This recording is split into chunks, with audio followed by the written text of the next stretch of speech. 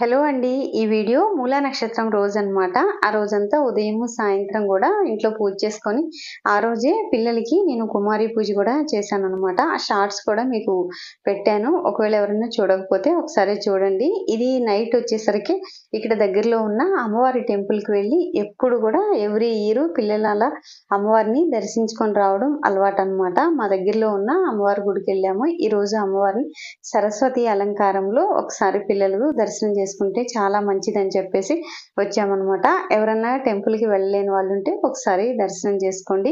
రోజు అమ్మవారి గుడిలో చాలా రష్‌గా ఉంటుంది. అందుకే మేము బయలుదేరడమే నైట్ 10:30 దాటిందండి. ఇంట్లోనే 10:30 దాటింది. ఎందుకంటే చాలా రష్ ఉంటుంది కదా! మనకి పాస్‌లవి ఉన్నా కూడా చాలా లేటే అవుతుందనమాట. మేము వచ్చేసరికి కూడా చాలా క్యూ లైన్ ఉంది. ఇంకా వెళ్లి దర్శనం అది చేసుకొని వచ్చేసరికి చాలా లేట్ అయిపోయింది. ఈ అమ్మవారు వచ్చేసరికి పక్కనే గీతా మందిరం అని ఉంటుంది. ఆ మందిరంలో కూడా ఈరోజు అమ్మవారి అలంకారం సరస్వతీదేవి కదా!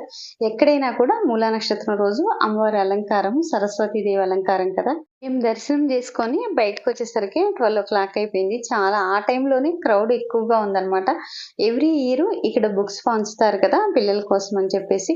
ఈ ఇయర్ మేము వచ్చేసరికి అయిపోయాయన్నమాట. పక్కనే ఉన్న గీతా మందిరంలో మాత్రం ఉన్నాయి. పిల్లలకి అలా బుక్స్ తెచ్చుకోవడం చాలా ఇష్టము. అమ్మవారి ఆశీర్వాదంగా వాళ్ళు భావిస్తారనమాట. ఇదిగోండి చూసారా? మేము బయటకొచ్చి బయలుదేరేటప్పుడు కూడా క్యూ లైన్ ఎంతుందో అది కూడా ఇది వీఐపీ, వీవీఐపీ అనమాట. అవే ఇంత రష్‌గా ఉంది. ఆ రోజు ఏ టెంపుల్ అయినా కూడా ఇలాగే ఉంటుంది కదా! ఈ వీడియో కింద ఒక వీడియో లింక్ ఇస్తాను. ఆ వీడియో ఒక్కసారి చూడండి.